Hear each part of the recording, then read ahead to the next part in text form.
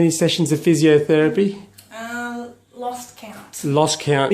Twice 20 a week. and 20 physiotherapy sessions under work cover. Said that she's done some stretching. Most of the other exercises have been done laying supine, squeezing your pelvic floor, done minimal squatting training. She can do. I've given her a few tips already. First few trials were terrible.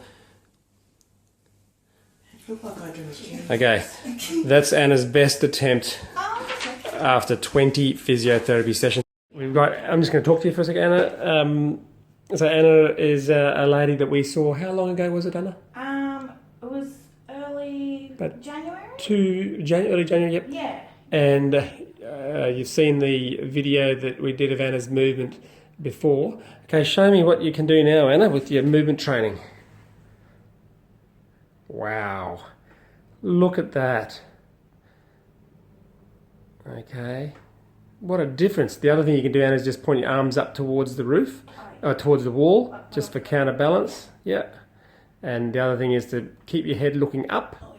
Yeah, don't forget that, because that's a cue that, yeah, if you keep your arms up and look up, that helps maintain your spine in that neutral posture, which is good for your spine. Every time you move your spine with good neutral posture, you're activating the muscles, making it stronger, and not inflicting any micro trauma, any damage on a second by. Look at that's amazing.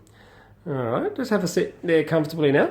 So tell me and the people listening and watching who are going to be so impressed by your movement.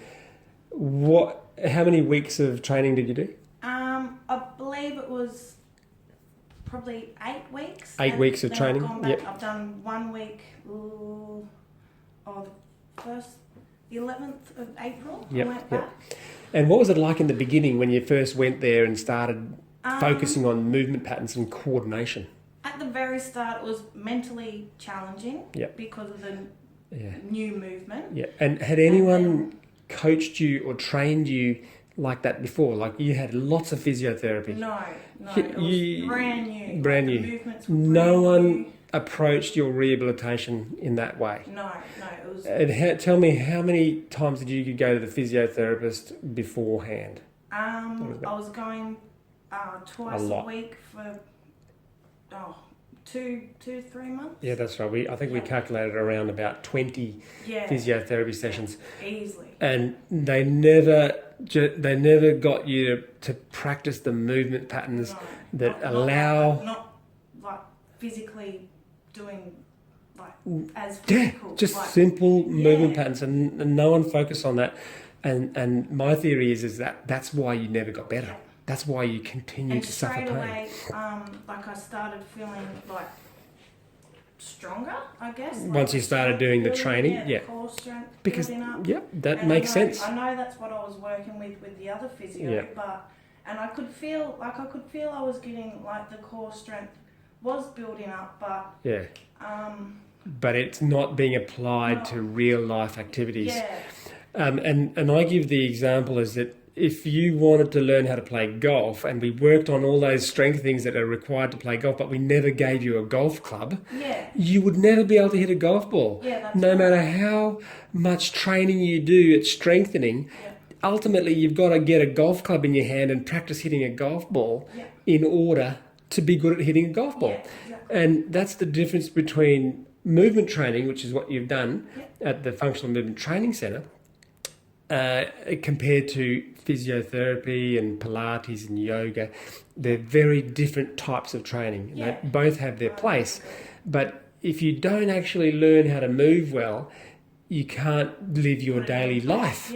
You can't live your daily life. If you can't live your daily life, how the heck are you going to be able to go to work? And now I'm noticing, like you're saying with daily life, like simple things like brushing my teeth, like how I stand at the sink. That's like fantastic, because that means your brain and your cerebellum, your coordination center, that means that those parts of your nervous system have been retrained so that it's normal now for you to brush your teeth with neutral spine. You don't even think about it. I was always kind of like trying to like hold my core and Fantastic, strong, Anna. but now Fantastic. I'm like always. Yeah, and when I first saw you, I thought, oh my gosh, how is Anna ever going to be able to go back to work? And I was confident, but I could see that there was a lot of work to do, and you'd already almost exhausted everything else. Yeah. Tablets, a lot of physiotherapy, and there was nothing surgical in your spine. There was no surgical movement obstructing barrier that had to be rectified in order for you to move well. So that only left one thing, which was movement training. And this is a great example of how you can recover so well just by doing movement training. So are you ready to go back to work? Well, I have been back doing the 2 days, 4-hour shifts. Yep. And I've been fine with that. Yep. And I'm hoping today that you'll hopefully give you some clearance. good news. So here's Anna, work cover injury, wanting to go back to work, feeling strong, moving well. And my prediction is that when you go back to work, that is daily exercise because work. And that's what I feel too. Like I have struggled mentally. Not being at work. Working, yeah, that's exactly right. Work with good movement mechanics. It makes you stronger. And that's what I was thinking as it well. makes you stronger. Be at work and now I know my limits. I'm not going to go and push myself and go gung-ho and say I can lift 20 kilos straight away like that. Yeah. But your functional capacity will increase as you're working. Now just say, for instance, someone says to you, Anna, pick up that parcel and it weighs 50 kilograms and you go and try to pick it up and you move with good form and it's too heavy for you, are you going to hurt yourself? No doubt. Yes, but in actual fact, my theory is that if you move with good form, you're going to go and try to pick that up, but it'll just be too heavy for you. Yeah. And you won't hurt yourself because as long as you move with good form, the parcel's too heavy, it just won't lift up off the ground. Yeah. If you go and pick up something with bad form and roll your back and strain incorrectly, yes, you will then hurt yourself. Yeah. Okay? So in actual fact, because your brain has been retrained to move well, it's less likely that you're going to hurt yourself even if it's too heavy. Yeah. It's just that it won't move. It's just too heavy, so it won't come up off the ground and you won't hurt yourself.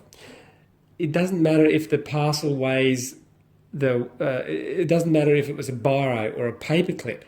If you bend over badly and you try to pick up that paperclip with poor form, there's a chance that just your body weight alone and gravity, which may be in your case, 30 odd kilograms, your upper body, your chest and abdomen and head, that may be enough to damage your spine and cause pain.